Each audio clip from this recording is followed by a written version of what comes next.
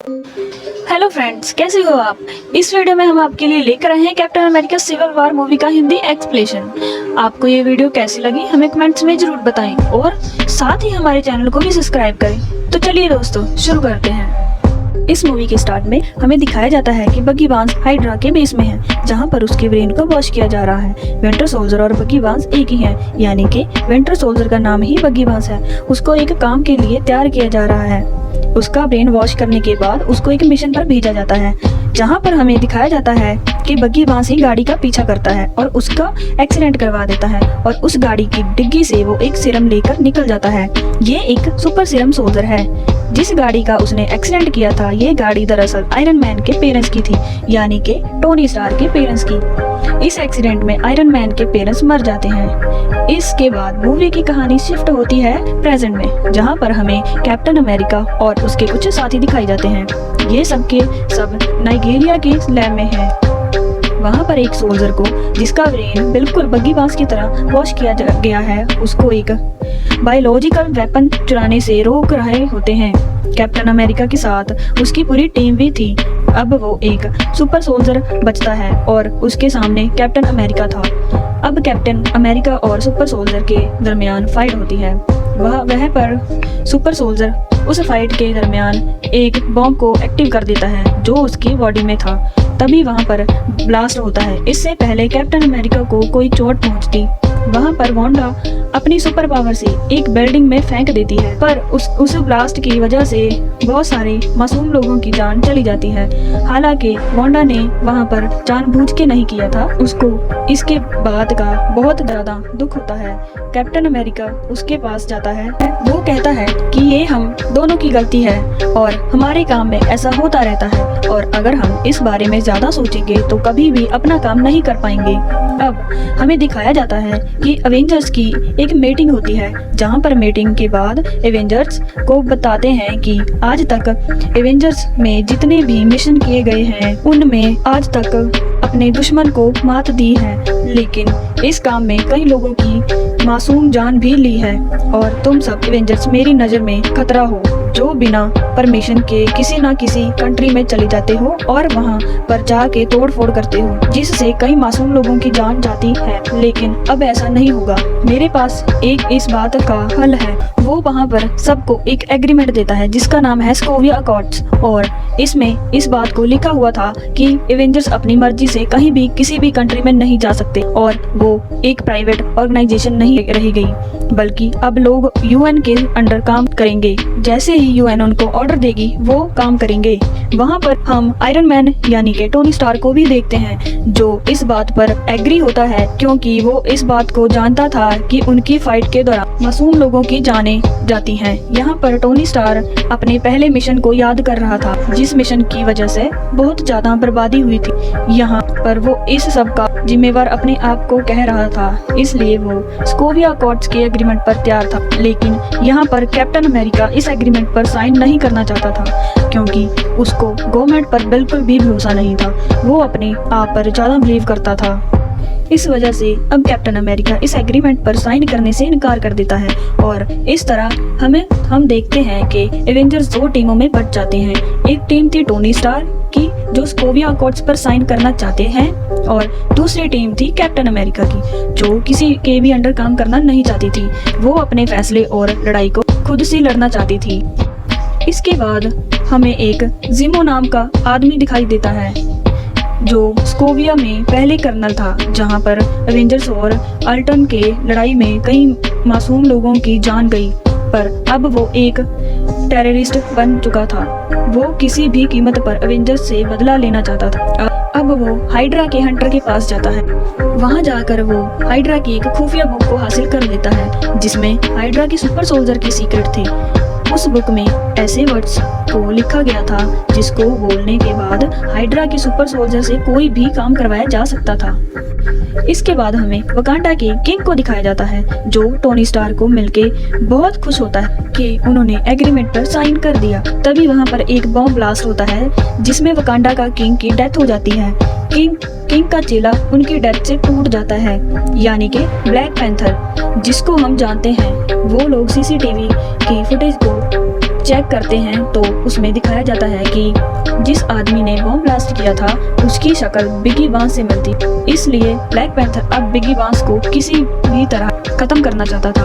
अब captain America को ये बात पता चल जाती है कि पूरी मिलिट्री फोर्स और ब्लैक पैंथर बगी बांस के पीछे पड़े हुए हैं उसको खत्म करने के लिए। पर कैप्टन अमेरिका को इस बात पे यकीन था कि उसका दोस्त बगी बांस बिल्कुल बदल चुका है, क्योंकि जब कैप्टन अमेरिका पानी में डूब रहा था तब बगी बांस ने उसको बचाया था। अब कैप्टन अमेरिका बगी बांस के पास पहुंच जाता है। जैसे ही वो बगी बांस के पास पहुंचता है वहां पर मिलिट्री यूएन दोनों पे अटैक कर देती है। यहाँ पर ब्लैक पैंथर भी आ जाता है जो बगी बांस को मारने के लिए उसका पीछा कर रहा था। यहाँ पर कैप्टन अमेरिका और उसका साथी दोनों ही बगी बांस को बचाने में लगे थे और किसी तरह ब्लैक पैंथर बगी बांस को पकड़ लेता है। वो बगी बांस को मारता तभी वहाँ पर आयरन मैन का दोस्त जो मिलिट्री में सोल्जर है वो आ जाता है। उसके पास आयरन मैन का दिया हुआ सूट है, उसका नाम वॉर मशीन है। वहाँ पर वो अपनी टीम के साथ आ जाते हैं और सबको अरेस्ट कर लेते हैं। सबको एक खास जगह पर ले जाया जाता है और बगी बांस को एक खास जगह पर रखा जाता है। इसके बाद बगी बांस के पास एक साइकेट्रिस्ट आ जाता है। ये साइकेट्रिस्ट कोई और नहीं बल्कि ज़ीमो है, जिसने हाइड्रा की वो सीक्रेट बुक को हासिल कर लिया था जिस नूर बोलने के बाद हाइड्रा के सुपर सोल्जर को काबू में लिया जा सकता है। और जब ज़ीमो वहाँ पर उन वर्ड्स को बोलता है तो बगी बांस का दिमाग पूरी तरह से गुम हो जाता है। अब वो पूरी तरह से ज़ीमो के कंट्रोल में था। तभी कैप्टन अमेरिका और उसका साथी भी वहाँ पहुँच जाते हैं। ये यहाँ बगी बांस के सामने टिक नहीं पाते। इनके वेपन को ले लिया गया था। यहीं पर आयरन मैन भी था, लेकिन उसके पास उसका सूट नहीं था। वो बिना यूएन के परमिशन से सूट नहीं पहन सकता था, क्योंकि आयरन मैन ने भी एग्रीमेंट पर साइन किया था। लेकिन फिर भी उसके पास आयरन मैन का हैंड होता है, जिससे वो बगी बांस पर अटैक करते हैं। पर वो अपने सिर्फ हैंड से बगी बांस को नहीं हरा सकते। इसके बाद बगी बांस टेरेस पे जाता है। वो एक हेलीकॉप्टर को लेकर वहाँ से जा रहा था। तभी वहाँ कैप्टन अमेरिका आ जाता है। वो इसके हेलीकॉप्टर को पकड़ लेता है और ये दोनों पानी में गिर जाते हैं। अब बगी बांस यहाँ पर बेहोश हो जाता है। कैप्टन अमेरिका उसे उठाकर अपने साथ ले जाता है और जब बगी बांस को होश आता है तो वो पहले की तरह नॉर्मल हो जाता है। वो यहाँ पर कैप्टन अमेरिका को बताता है कि हाइड्रा के प्रोग्राम मेरे दिमाग में है। उस आदमी ने मेरे सामने यूएन की हाइड्रा की प्रोग्राम मेरे दिमाग में है। उस आदमी ने मेरे सामने उन वर्ड्स को पढ़ा। इनको सुनने के बाद मेरी विंटर सोल्जर वाली पर्सनालिटी एक्टिव हो गई। वो साइबेरिया के बारे में जानना चाहता था। साइबेरिया हाइड्रा के एक खुफिया कैंप था और यहीं से ये मूवी की स्टोरी 1990 में जाती है। हम यहाँ फ्लैशबैक को देखते हैं। जब बगी बांस पूरी तरह से हाइड्रा के कंट्रोल में था तब उसने टोनी स्टार के पेरेंट्स की गाड़ी पर अटैक किया था और उस एक्सीडेंट में आयरन मैन के पेरेंट्स मर चुके थे। बगी बांस ने उस गाड़ी से सुपर सीरम भी चुरा लिया था। इस सीरम से हाइड्रा सुपर सोल्जर को बनाते हैं। वो लोग बगी बांस से बहुत ज्यादा पावरफुल थे और ये अब साइबेरिया के कैंप में हैं और इनका भी मेरी तरह ब्रेन वॉश किया है। वहाँ पर ज़ीमो इनका इस्तेमाल करना चाहता है और अब ज़ीमो इस खुफिया कैंप की तरफ निकल चुका है। उसको रोकने के लिए कैप्टन अमेरिका एवेंजर्स की एक टीम बनाते हैं। वहीं पर हम मीटिंग के हेड को देखते हैं जो टोनी स्टार को कह रहा था कि बगी बांस की वजह से बहुत लोग मारे जा चुके हैं और हमें बगी बांस चाहिए। अब टोनी स्टार को देखते हैं जो स्पाइडरमैन के घर जाता है। वो स्पाइडरमैन को अपनी टीम में शामिल होने को कहता है और वहीं पर वो स्पाइडरमैन को एक सूट भी ऑफर करता है। और अब टोनी स्टार की टीम में स्पाइडरमैन, ब्लैक पैंथर और बहुत सारे एवेंजर्स हैं और इस तरह से एवेंजर्स की टीम अलग अलग हिस्सों में बट जाती है।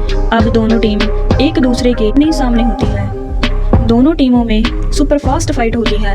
उस फाइट के दौरान जैसे ही कैप्टन अमेरिका को बगी बांस को लेकर हाइड्रा के बेस के लिए निकल जाता है ताकि वो वहां जाकर ज़ीमो को रोक सके।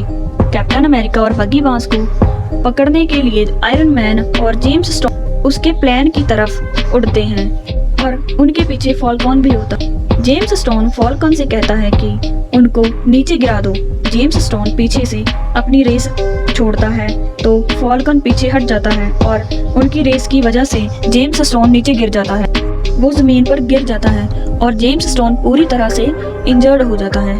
आयरन मैन यहाँ पर ब्लैक विडो को वो बताते हैं कि जेम्स स्टोन की रीढ़ की हड्डी में बहुत बुरी चोट आई है। आयरन मैन को यहाँ पर एक और इन्फॉर्मेशन मिलती है कि बगी बांस को कैट्रिस मिलने गया था, वो रियल नहीं था। उस आदमी का नाम जिमो था। जिमो ने असली साइकेट्रिस्ट मार दिया था और साइकेट्रिस्ट की डेड बॉडी के पास उसको एक मास्क मिला था। यह मास्क किसी और का नहीं बल्कि बगी बांस का था। आयरन मैन यहाँ पर समझ जाता है कि बगी बांस को फंसाया गया था। वकांडा के किंग जो ब्लैक पैंथर के फादर थे, उनको बगी बांस ने नहीं बल्कि जिमो ने मारा था। अब यहाँ टोनी स्टार को अपनी गलती का एहसास होता है। वो कैप्टन अमेरिका के साथियों के पास जाता है जहाँ पर उनको कैद करके रखा गया था। वो वेल्कन के पास जाता है, उसे जिमो की सच्चाई के बारे में बताता है और साथ ही वो कहता है कि मुझे मेरी गलती का एहसास है, मुझे बताओ कि कैप्टन अमेरिका कहाँ गया है। लेकिन यहाँ वेल्कन आयरन मैन को कहता है कि तुम्हें अकेले ही जाना होगा। वो नहीं चाहता था कि मिलिट्री की आर्मी भी उसके साथ जाए। इसके बाद टोनी स्टार हेलीकॉप्टर में बैठकर चला जाता है। जब वो हेलीकॉप्टर में बैठा होता है तो अपने आयरन मैन सूट पहन लेता है और साइबेरिया के लिए निकल जाता है। वहीं पर हम साइबेरिया में जिमो को देखते हैं, जो साइबेरिया के उसी कैंप में पहुंच गया था जहां पर बगी बांस की तरह 5 और सुपर सोल्जर हैं। ये सब के सब स्लीपिंग चैम्बर के अंदर होते हैं। अब यहाँ पर आयरन मैन भी पहुंच जाता है। वो बगी बांस और कैप्टन अमेरिका से मिलता है। आयरन मैन कैप्टन अमेरिका से कहता है कि तुम्हारा साथ देने के लिए यहाँ पर आए हैं। अब ये लोग उस जगह पर जाते हैं जहाँ पर 5 स्लीपिंग चैम्बर हैं। यहाँ पर वो लोग देखते हैं कि 5 सुपर सोल्जर को किसी ने नींद में ही फायर करके मार दिया था। तभी इन्हें यहाँ जिमो की आवाज आती है। वो बहुत ही मजबूत दरवाजे के पीछे था। जिमो इनको बताता है कि उन 5 को मैंने ही मारा है। मेरा मकसद इन 5 को मारना नहीं था, बल्कि मेरा मकसद तो ये था कि तुम सब लोग यहाँ पर आओ। तो कैप्टन अमेरिका जिमो से कहता है कि तुमने वकांडा के किंग को इसलिए मारा कि हम सब यहाँ पर आए। अब जैसे ही कैप्टन अमेरिका कुछ बोलता तो वहाँ पर ब्लैक पैंथर भी मौजूद था। वो ये सब कुछ सुन लेता है। वो सुन लेता है कि उसके फादर को बगी बांस ने नहीं बल्कि जिमो ने मारा है। इससे पहले कि वो जिमो पर अटैक करता, जिमो वहाँ पर एक कैसेट चला देता है जो रिकॉर्डिंग कैसेट 1919 की थी। उस वीडियो रिकॉर्डर में आयरन मैन देखता है कि बगी बांस ही था जिसने उसके पेरेंट्स को मारा था। वो वीडियो देखने के बाद आयरन मैन बिल्कुल आउट ऑफ कंट्रोल हो जाता है। वो कैप्टन अमेरिका को पूछता है कि क्या तुमने इन सब चीजों के बारे में पता था।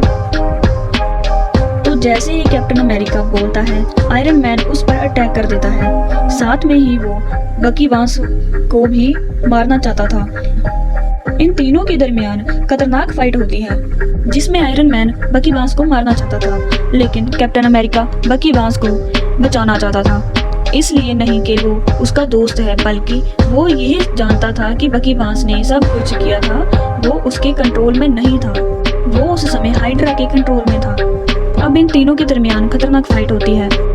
बगी बांस आयरन मैन के सूट के आर्म रिएक्टर को पकड़ लेता है। तभी आयरन मैन की बॉडी से रेस निकलती है और वो रेस बगी बांस की आर्म को अलग कर देती है जिसमें उसकी सारी पावर थी।